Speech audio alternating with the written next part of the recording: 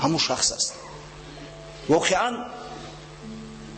قریشی ها برای دستگیر کردن محمد صلی الله علیه و سلم یک جایزه بزرگ معین کرده بودند. 100 شتر از برای مرده و زندهش، حتی از برای خبر که در کجا موجود است 100 شتر جایزه وعده کرده بودند.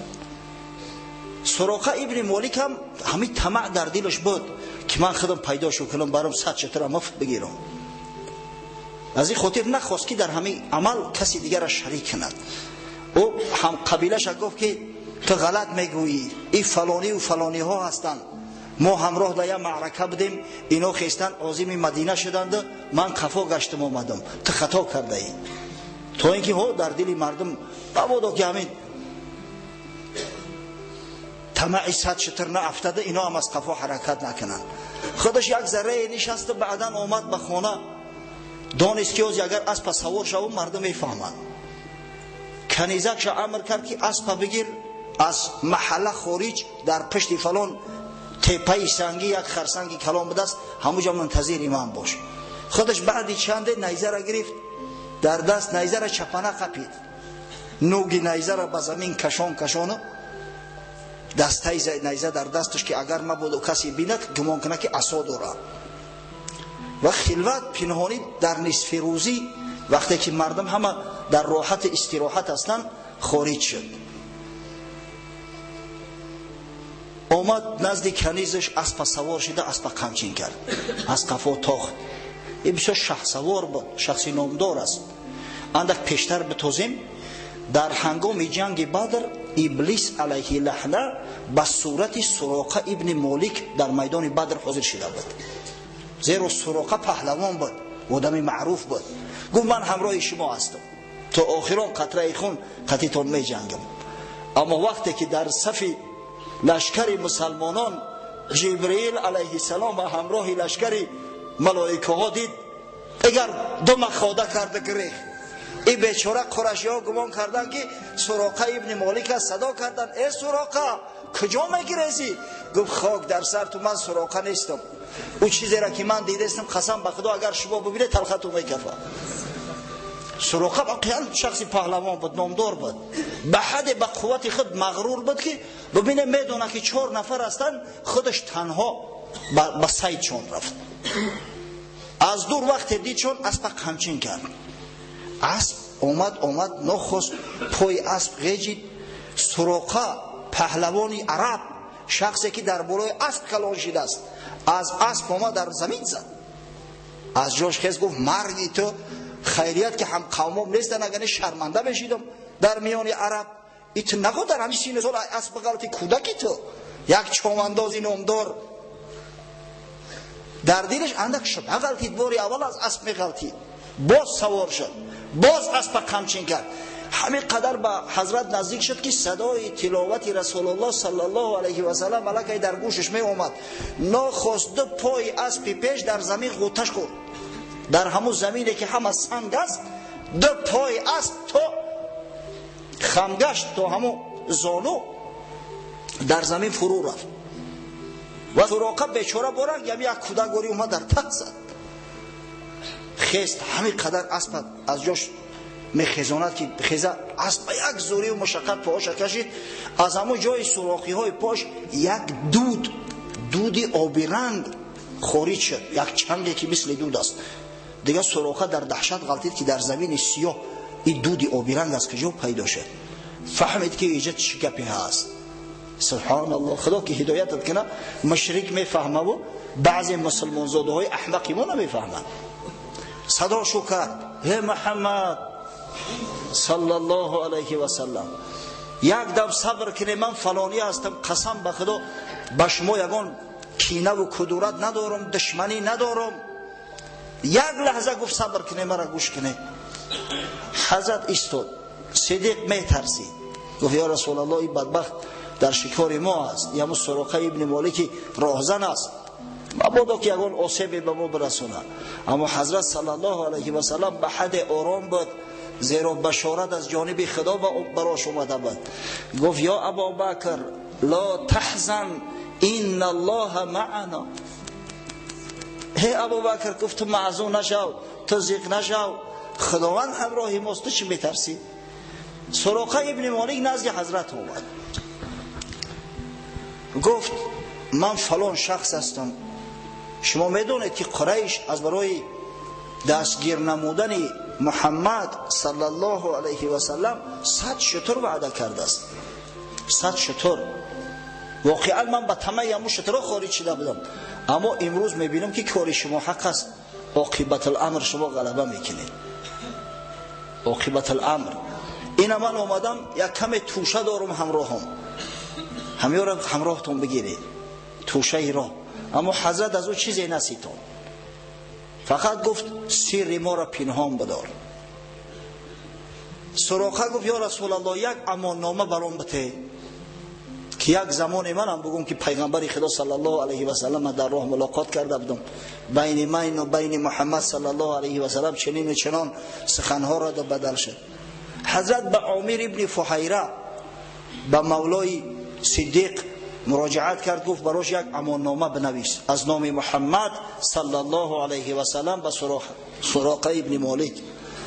وقتی که می نوشت پیغمبر خدا صلی الله علیه و سلم راههای دور را مشاهده میکرد، سالهای بعدی را مشاهده میکرد، خداوند حجاب از پیش چشمش گرفته بود. گفت یا سراقه گفت زمان می شود که ملک کسرا و ملک قیصر در زیر تصرف مسلمانان می درآیند. زمان می شود که مسلمانان صاحب تخت تاج کسرا می شوند و سواری های کسرا، دستبندا و علنگوهای کسرا را در دستی تو میکنند و تاج کسرا را در سرت بگذارند.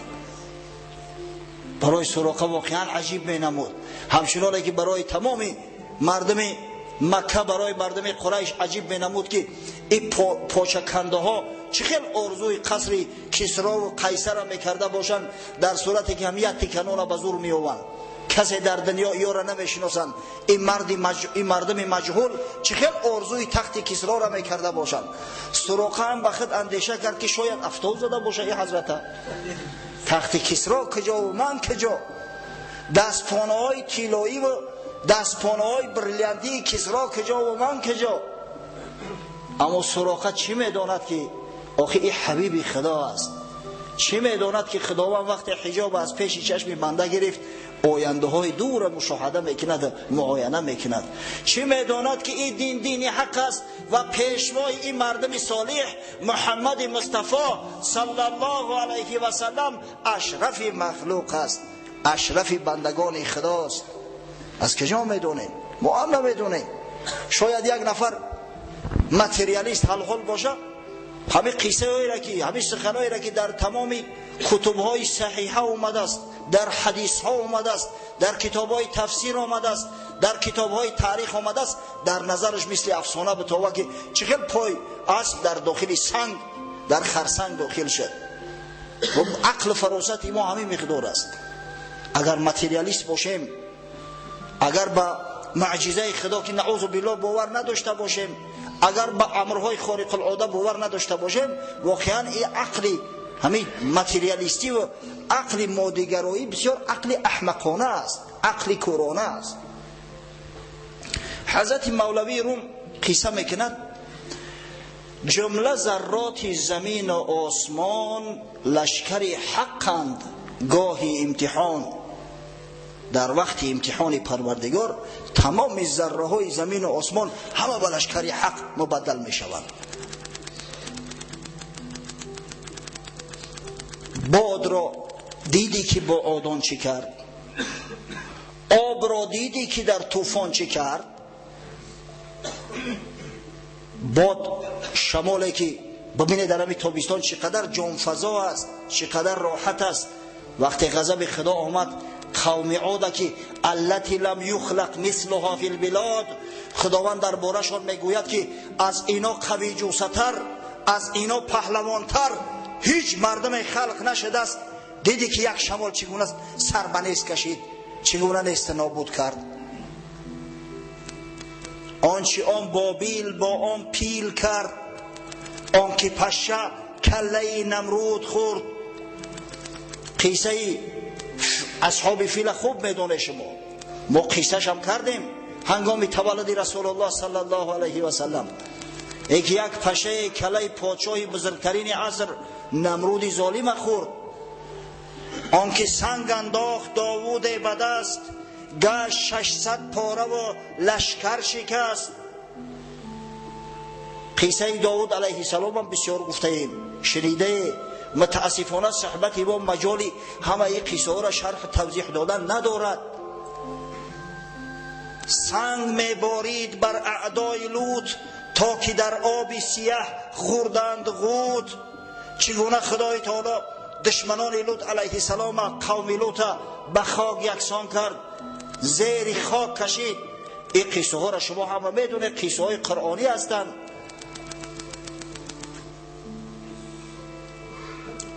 در همین حیات هم هر روز میبینی از برای خدا یک دولت بزرگی را که از روی استحصالات بعد امریکا در جای دیگه می ایستاد، ببینی حالا یک طوفان چیکارش کرد تا با این روز دیگه به خود ناومدیان. مردمی را که از نظری استحصال جای دیگه می گرفتن، از روی صفت در جای اول بدن. ژاپن در نظر دارم، ببینی که یک طوفان به چی مبدلش کرد. تصور کنه که یک طوفان دیگه از پشت این طوفان می اومد، در جزیره های ژاپن دیگه یک شخص نمیمون. مگر همین قدرت خدا نیست؟ مگر همین غضب خدا نیست از برای خدا؟ خدای تعالی قصه ها را میاره که ما عبرت بگیریم. لقد کان فی قصصهم عبرتون، در قصه اینا میگه برای شما عبرت است. این قصه ها به همین غضب خدا تمام نمی شود. تا روز قیامت غضب خدا بالای دشمنای خدا پایین می شود.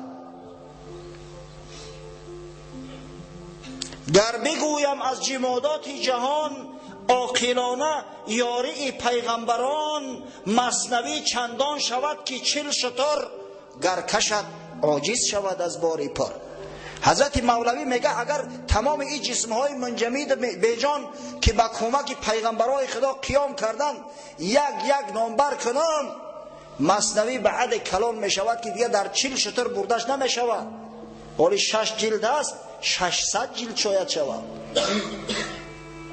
واقعا اگر قصه به سنگ فرو رفتن پای اسب سراقه ابن مالک و این هزارها معجزه پیغمبر ما را اگر مثنوی بیان میکرد صاحب مثنوی، البته که این مثنوی 600 جلد زیاد میشه، زیرا رسول الله صلی الله علیه و سلم هزاران معجزه دارد. بعد حضرت نصیحت میکنه مولوی ما، ای نموده زیدی حق در فعل درس، در میان لشکری اویی بترس. ای کسی که بر ضد خدا عمل میکنی، فرمان خدا را نمیبری، بر ضد دین خدا مبارزه میبری، آخه رو درگور تو در میان لشکری خدا هستی، از جان ترس نداری. شاید او قصر 3 آشیانه و 4 آشیانه قبرت شود، یک زمین لرزه میشه در زیر قصر خودت زیر خاک میمونی. شاید او جیپی که امروز کتکی کرده با سرعت 100 یا 150 کیلومتر در شهر میدوانیش، انمو تابوت آهنیت بشود. در میان لشکری اوی بترس، جذوت لشکری او در وفاق. مرد را اکنون مطیعند از نفاق. تو غره نشو که دست در فرمان من است، سر در فرمان من است، پا در فرمان من است. همه این لشکری پروردگار هستند. ولله جنود السماوات والارض، خدا راست تمام لشکرهای 7 آسمان و 7 زمین. گر بگوید چشم را کورا فشار، درد چشم از تو برارد 100 دیمار. امر خدا شود همین چشم نازنین فرمان بده، این چشم دنیا را در پیش چشمت سیاه میکنه. گر با دندان گوید و بین ما و بال، پس ببینی تزی دندان گوشمال. یک دندان در درد میآید، دنیای روشن در چشم تاریک میشود، طعام شیرین در کامت زهر میگردد. این تصور که به یگان دردی بد مبتلا شوی چیکار میکنی؟ باز کن کبر را بخوان باب العلل، تا ببینی لشکری تن را عمل.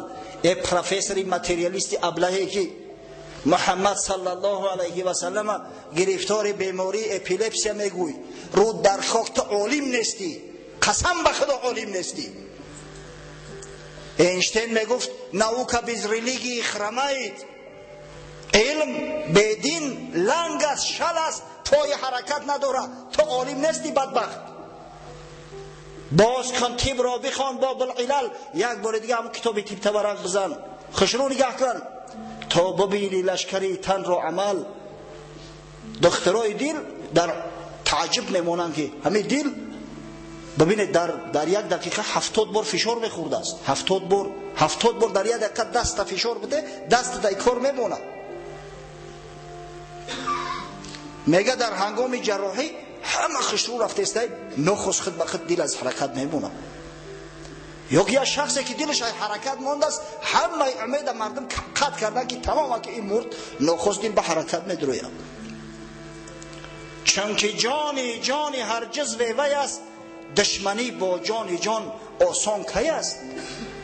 و همه بنده خدا هستند، تمام اعضای بدن تو لشکری خدا هستند، به فرمان خدا هستند.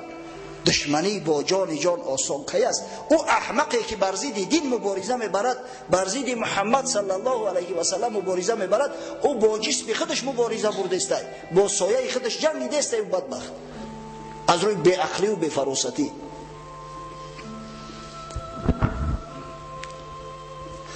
سراقه اماننامه را گرفت، قفا گشت، آمد که یک گروهی از قومش خونش اومدن سراغ کردن که سراقه کجاست؟ گفتن نیست.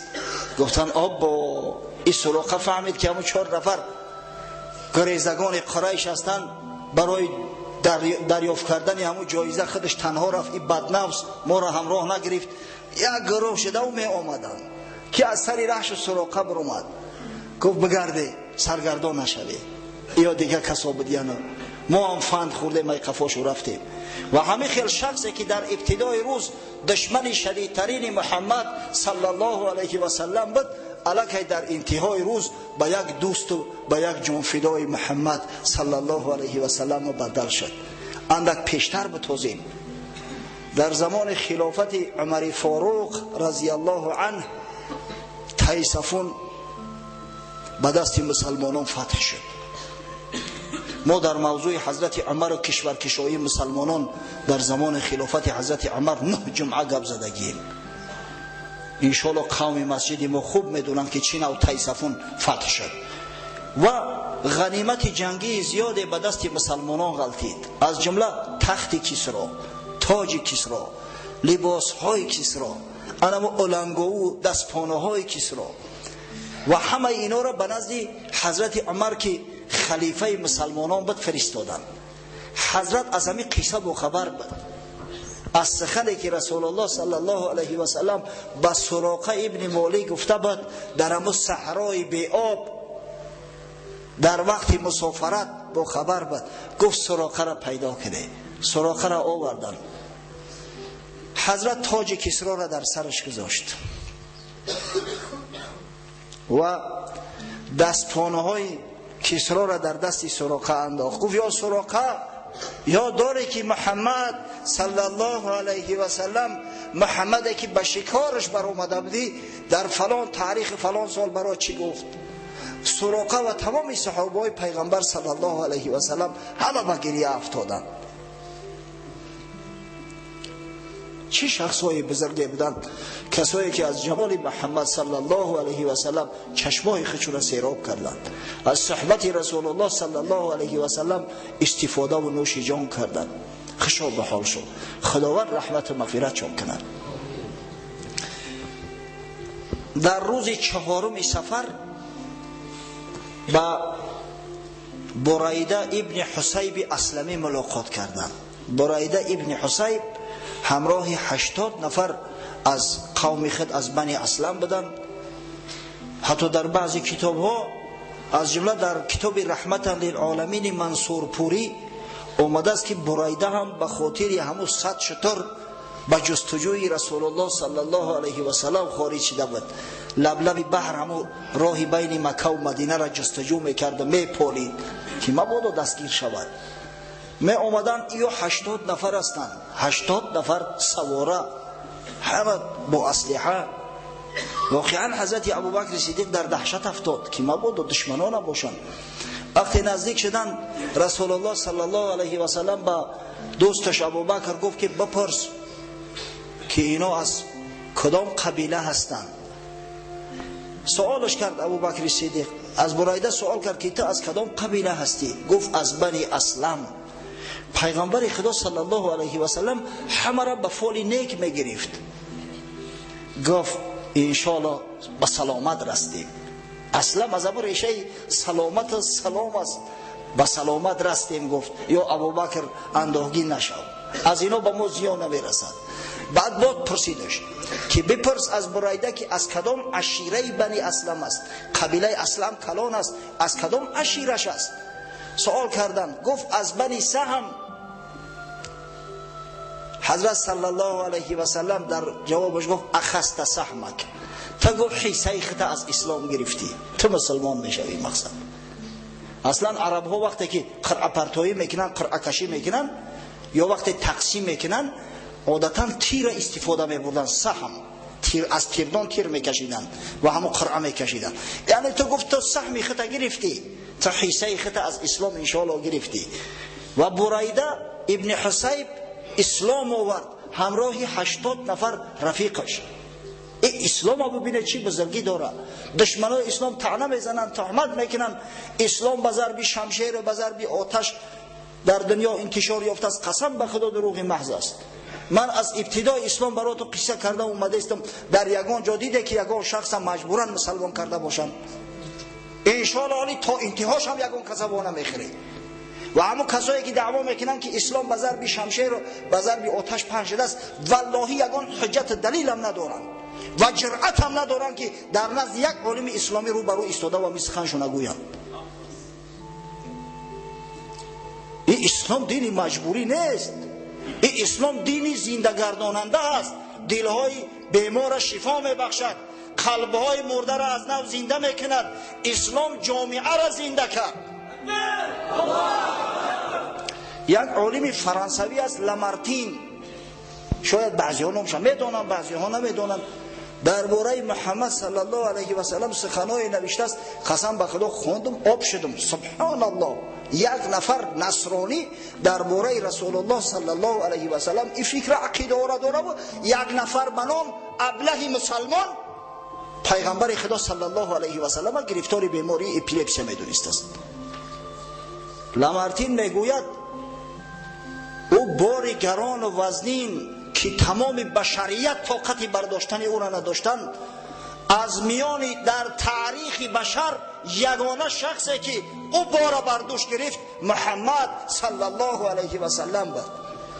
و این شخص همون دیوار مانعی را که بین بنده و بین خدا بود از خرافات و از رسم و رسومات بیگانه و حرام و بدعتی همه را برکن، تا اینکه بنده به واسطه خدای خود عبادت کند، به یگان وسیله خدای خود عبادت کند، دعا و درود چه به واسطه به سوی پروردگار مواجه گرداند.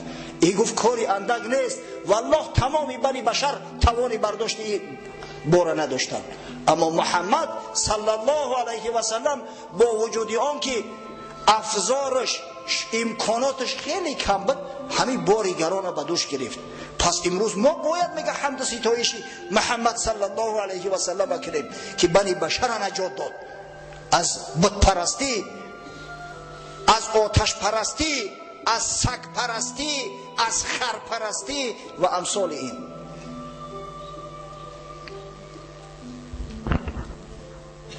در روز 5 صفر یک کاروانی را ملاقات کردند که در بین او کاروانی ها حضرت زبیر ابن عوام حواری محمد صلی الله علیه و سلم بود.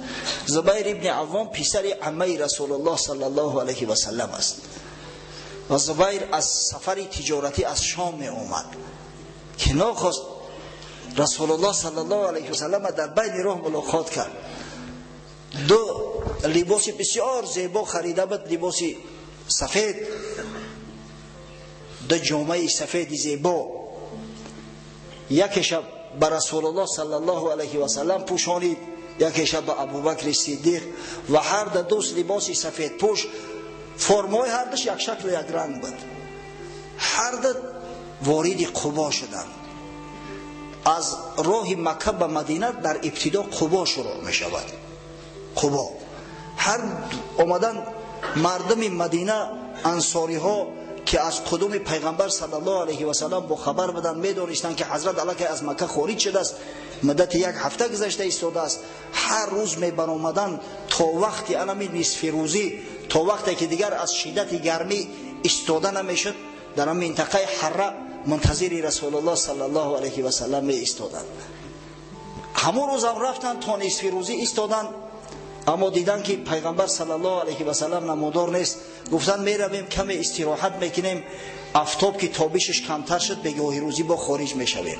نو در حجره های خود چو داخل شده بودند، قدرت خدای تعالی یک یهودی در همون قبا بالای بام خانهش به کار بر اومده است. نخست دید که 3 شتر آمده ایستاده است. یهودی میدانست که مسلمانان منتظری محمد صلی الله علیه و سلم هستند. از این خاطر با تمام آواز صدا کرد که ای معشر مسلمانان خارج شوید، ای معشر عرب به سوی نعمت و به سوی دولتی که خدا براتون میسر گردانده است خارج شوید، به سوی دولتی که شما منتظر او هستید خارج شوید. مردم بیچاره در دهشت غلطیدن چی باشد، شمشیرها در دست پریدن از خانه ها خارج شدن. دیدن که رسول الله صلی الله علیه و سلم همراه ابوبکر صدیق، همراه عبدالله ابن اریقط رهبلت و عامر ابن فحیره شتر سوار آمده ایستادند. مردم به شادمانی به استقبالشان تاختند. حضرت وقتی که از قبا وارد میشد، از نزد خانه کسی که میگذشت تعارف میکردن که مرحمت حضرت، به خانه ما مرحمت کن، مال و جان و ثروت و اسلحه ما همه در اختیاریت، به جان مهمانداری را میکنیم. اما اول شخصی که حضرت صلی الله علیه و سلم به حجرش دعوت کرد کلثوم ابن حدم بود. کلثوم ابن حدم ملاها در خاطر تو بگیری، ولی پریاتیستات دمتری سوال هست. کلثوم ابن حدم در زاد المعاد نام یک شخص دیگر هم ابن قیم جوزیه آورده است، سعد ابن خیثمه. سعد ابن خیثمه یکی از همون اشخاصی هست که از نقبا بود، همون 12 شخصی که با رسول الله صلی الله علیه و سلم بیعت کرده بودند، یکی از همین بنی اوس از قبیله اوس سعد ابن خیثمه بود. اما قول اول درست‌تر است، همون کلثوم ابن حدم. حضرت در خانه کلثوم ابن حدم خارج شد. مردم در ابتدا نمیدونستند که رسول الله صلی الله علیه و سلم کدامش است. تصور کنید مردم قبا همه مسلمان نبود و اکثر مسلمان ها هم در وقتی که با رسول الله صلی الله علیه و سلم او 75 نفر بیعت کردن شرکت نداشتند. از این خاطر می اومدن می دیدن که صدیق اکبر فرمان میته و این طرف او طرف مردم راهنمایی میکند، گمان کردن که حضرت ابوبکر صدیق رسول الله است.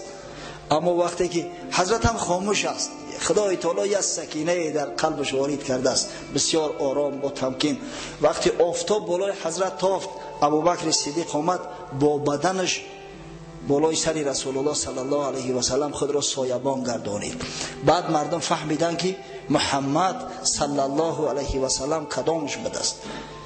قصه کوتاه در خانه کلثوم ابن حدم مدتی در بعضی تاریخ ها اومده است 4 روز. ورود چون به قبا روز دوشنبه 8 ربیع الاول بود، موافق به 23 سپتامبر سال 622. 23 سپتامبر سال 622 حضرت رسول الله صلی الله علیه و سلم داخل قبا شد. ابن اسحاق و ابن هشام میگویند 4 روز در خانه کلثوم ابن حدم رسول الله صلی الله علیه و سلم اقامت ورزید. دوشنبه، سه شنبه، چهارشنبه و پنجشنبه در روز جمعه حضرت به سوی مدینه رهسپار شد. شاید برای حاجیان تعجب آور باشد که آخه قبا در مدینه هست. چه خیل مدینه؟ در اون زمان ها مدینه منوره تا این حد کلان نبود، خرد بود و این قبا از مدینه خارج بود. این یک محله بود در حوالی مدینه، حالی خودی مدینه نبود. و رسول الله صلی الله علیه و سلم در راه در ابتدا در همین قبا یک چند مدت سکونت کرد. اما امام بخاری در صحیحش یک روایت آورده است که 24 روز رسول الله صلی الله علیه و سلم در خانه کلثوم ابن حد مهمان بود. در یک روایت دیگر اومده است که زیاده از 10 روز و در یک روایت دیگر اومده است 14 روز. همین روایت 4 روزش آسان‌تر است و همین روایت 4 روزه علمای محقق معرخ بعدینه هم اختیار کردند، از جمله شیخ مبارک فوری در الرحیق المختوم. از همین خاطر همین عدد 4 را بگیریم، همه حساب کرده آورده استیم، بسیار آسانه کسی یافتنش. او کسایی که میگن مدت زیادتر زندگی کرده است، از جمله ابن قیم جوزیه میگه 14 روز زندگی کرده است. اونا ادعا میکنن که در قبا رسول الله صلی الله علیه و سلم مسجد اولی که در اسلام ساخته شده است پایه‌گذاری کرد. همین مسجد قبا اولین مسجد است که در اسلام ساخته شده است، قبل از اسلام نه، در زمان اسلام. چه خیلی میگن در مدت 4 روز مسجد ساخته شد. اما او کسایی که غیرت و شجاعت مسلمانان را، جان سپردگی و سرسپردگی مسلمانان را میدونن، البته میگن که در مدت 4 روز ساختمان مسجد در او عصر زمان مشکل نبود. او زمان این مشکلی های ما نبود که نقشه بکشی و ای تمام اینستانسی ها بگذاری و همه که میخواستن مسجد کنن در حال میساختنش و برای ساختمانش هم تمام مصالح همون طبیعی را استفاده میبردن. این بام های زمانوی امروزه نبود، این دولین خاک بلا بزنن، همه بالاش با خیمچه ها محکم میکردن عادتا. از همین خاطر در 4 روز ساختن مسجد چه مشکلی دارد؟ خاصتا وقتی حشر اعلام شود. هفته گذشته ما حشر اعلام کرده بودیم. افسوس که همون روی خطی را که رئیس محله بابای حاجی خالمراد آورد در دستم داد، فراموش کردم نگرفتم. عدد شخصایی که خرد و بزرگ در همین حشر اشتراک کردن به 37 نفر میرسد. از محله قزاقان 112، 101 زرفشان، حتی از محله طرف 65 64 از همجا را اومده بودن. در یک مسجد جامعه که الحمدلله زیاده از 5000 شاید 6000 نمازخوان جمع می شود در روز جمعه، حشر اعلام کردیم، همگی همین قدر آدم اومده است. سبحان الله.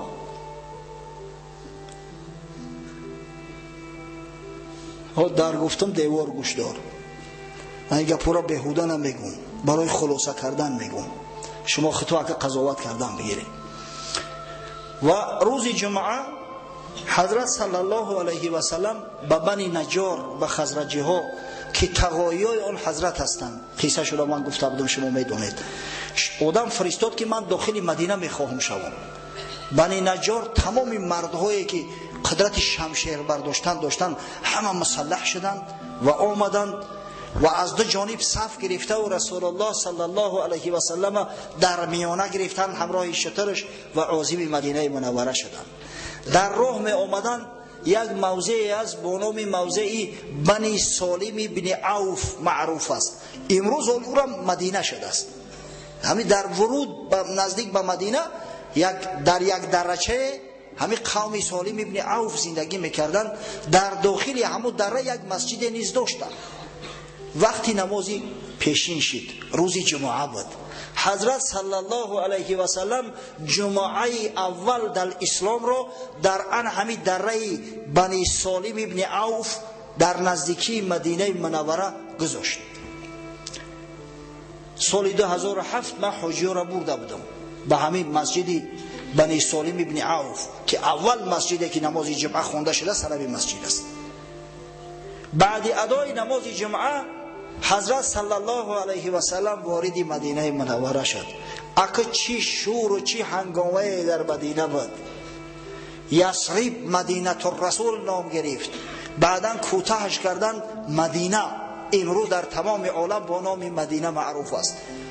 مردها همه با صدای تکبیر، زنهای مسلمان همه خارج شده و صف بسته در وصف رسول الله صلی الله علیه و سلم نعت سرایی میکردند. طلع البدر علینا من ثنیات الوداع وجب الشکر علینا ما دعا لله داع ایها المبعوث فینا جئت بالامر المطاع فی روایت جئت شرفت المدینه مرحبا یا خیر داع. همون طلع البدر علینا که قاریا میخوانند در وقت مولود، انا همون نظمی هست که زنان و دختران انصار در نعت رسول الله صلی الله علیه و سلم هنگام ورود آن حضرت به مدینه منوره سراییدند. طلع البدر علینا من ثنیات الوداع. ماه شب 14، این بدر ماه شب 14 هم میگن، یعنی انا ماه کامل پره نازنین از ثنیه وداع، از عقبه وداع بر ما نمایان شد. یک عقبچه هست بین مدینه و بین قبا با نام ثنیه وداع معروف است. مردم مدینه وقتی که یک مهمان عزیز شونه میخواستن گسل کنن، تا همونجا را همراهش مشایعت میکردن، در همونجا خداحافظی میکردن. بدری تمام ماه شب 14 از ثنیه وداع میگه برای ما ظاهر شد. وجب الشکر علینا ما دعا لله داع. تا زمانی که دنیا هست تا ابد، تا زمانی که یک بنده دعا کننده خدا در دنیا موجود است، شکرگزاری نعمت خدا بر ما انصاری ها واجب شد.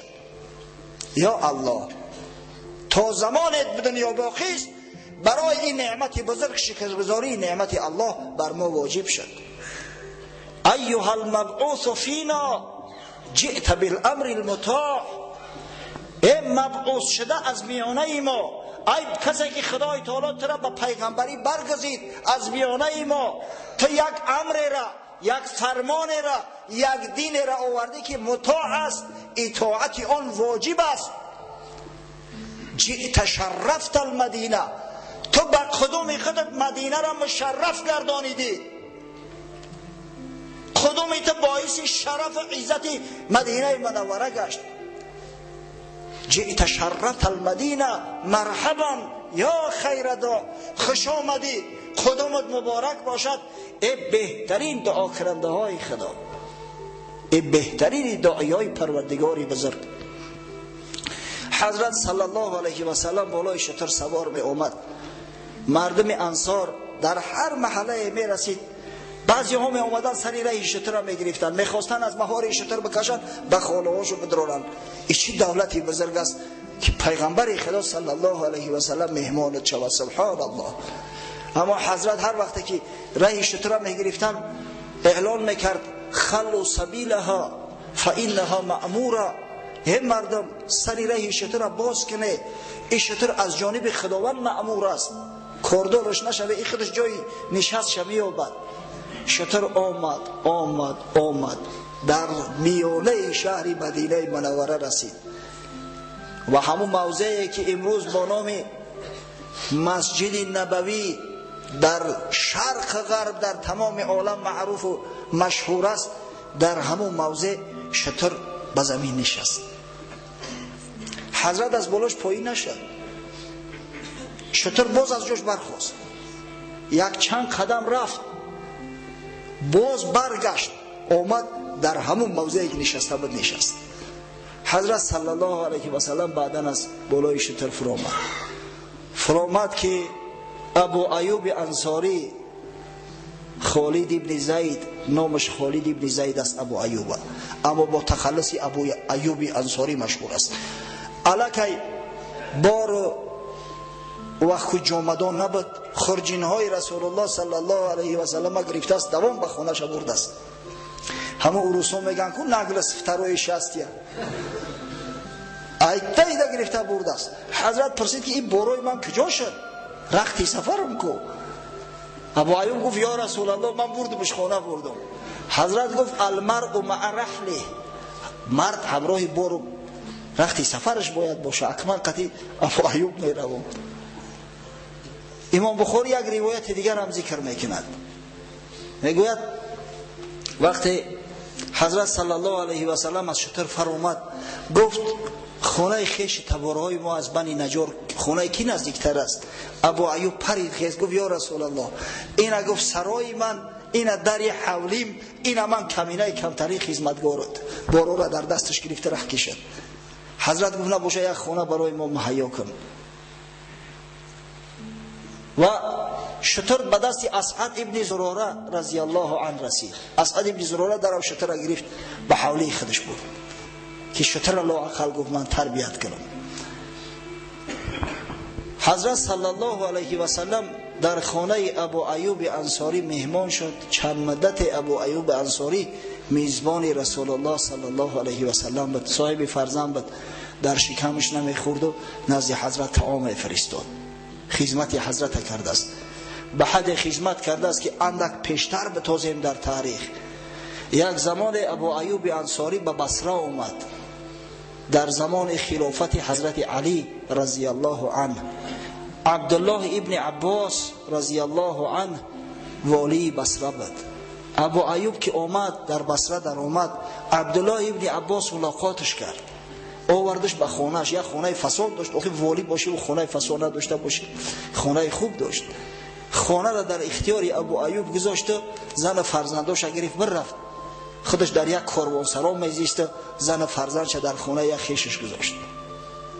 چند روز ابو ایوب انصاری زندگی کرد، بیچاره خبرم نداره. این خیال کرده است که یگان خانه کرایه‌دشون دیانم. بعد فهمید که خانه حضرت عبدالله ابن عباس به دست خودش بیچاره نمیخواد سرگردان، والی خودش سرگردان جا نداره. بعد ملامتش کرد که تو چرا این کارا کردی؟ آخه من تنها بدم، تو همراه اهل بیتت خانه را ترک کردی رفته. گفت یا ابو ایوب، اون مهمانداریه که تو حبیب خدا محمد صلی الله علیه و سلم کرده، قسم به خدا گفت اگر تمام مسلمانان شرق غرب جمع آیند و هر کدامش به بهترین نوع و صورت مهمانداری تر کنن، از 100 حقیقت یک هفته ادا کرده نمیتونه. تو میزبان پیغمبر خدا صلی الله علیه و سلم هستی، چخیل ما تو را مهمانداری نکنیم؟ 6000 دینار هدیهش کرد وقتی که میخواست باز بگرده بروه. ابو ایوب هم قرضدار به دست شب و روزا و خلعتی زیباش داد، اسبش داد، تحفه های خیلی گرانبها براش هدیه کرد و خوش آمدیش گفت. و همین دولت بزرگ، نعمت بزرگ نصیبی حضرت ابو ایوب انصاری گشت. رسول الله صلی الله علیه و سلم در خانه ابو ایوب انصاری استقامت میکرد. شروع کرد در وهله اول، در نوبت اول به ساختمان مسجد نبوی که مرکز دولت اسلامی، مجلس عالی دولت اول اسلامی و مکان تمام مجالس تمام دعوت‌های اسلامی بعداً ساخته شد. انشاءالله در همینجا صحبت خدا ختم میکنیم، برای وقت تمام شد. هفته آینده درباره اوضاع مدینه، احوال مدینه، ساختمان مسجد نبوی انشاءالله، یعنی صحبت مون از همین موضعی که قطع کردیم باز ادامه خواهیم داد. و آخر دعوانا ان الحمد لله رب العالمین. فرشده‌اند در حقشان دعا میکنیم که خداوند جاهای بسیار سزاوار و مناسب نصیب و روزیشان گرداند و پروردگار با سری بلند، با آبرو و عزت، با شرف بازگشتن براشان نصیب و روزی بگرداند. یک برادر بسیار عزیز و گرامی من ابراهیم جان 1-2 هفته پیش شناس شدیم. یک روز در برای خیرات احسانات صحبت میکردیم، بعد نماز نزد اومد گفت داملو من میتونم کمی کمک کنم. 10 تن ارماتور گرفت آورد روز شنبه، در همون روزی که در مسجد حشر بود. خدا برکتش بده و پروردگار امر خیری که انجام داده است به درگاه قبول و مقبول سازد و فردا روز قیامت همراه مسجد سازان که در رأس ایشان محمد مصطفی صلی الله علیه و سلم قرار دارد محشورش بگرداند. خب در حق بختیار، برادر مو بختیار که بسیار محیب است، خداوند سعادتی دارین نصیب و روزیش بگرداند. برادر مو حاجی خالمراد خوشوقت استاد بونم است که برای آبادانی محله واقعا خدمت تلاش زیادی میکند. دعا میکنیم که پروردگار مراد و مقصوداش حاصل بگردونه و فرزندا و نویروهاش هم مثل خودش محیط به کمال برسونه. در حق برادر ما اکرام جان دعا میکنیم و حسین جان که خداوند در کاراش و برکت رونق عطا فرماید. در حق مرحوم حاجی مراد علی خداوند رحمت مغفرتش کنه، یک محب مسجد بود و پروردگار در جواری رحمت خویش مستقرش بگردونه. در حق حاجی ولی جان برادر ما دعا میکنیم پروردگار جمیع مراد و مقصوداش حاصل بگردونه و خداوند محبت مسجد و محبت علمای اسلامی را در قلبش بازم بیشتر زایی‌تر بگردونه، یعنی بغیرتر شوه. آمین. سبحان الله دیروبه میکنیم. خب یک برادر میگه که نیم سال شد دعا کنید از قرض خلاص شدم، بولای قرض هم دعا کنید دختردار شدم. بولای قرض نه برادر، انشالله یک تلافی از جانب پروردگار. شاید خدای تعالی به قدوم همین طفلکی که به دنیا میآید قرضای تر همه را از سرت ساقط بگردونه. پروردگار از ننگ قرض نجاتت بده و رزق روزی تا فراخ و وسع بگردونه و خداوند مساعدت کنه که اولاد یک فرزند صالحه خواه پسر باشه و خواه دختر. انشالله پسرم بسیار خوب است، مردم آرزوی پسر میکنن تا دختر طلب کرده و پروردگار جمیع مراد و مقصودات حاصل بگردونه. آمین.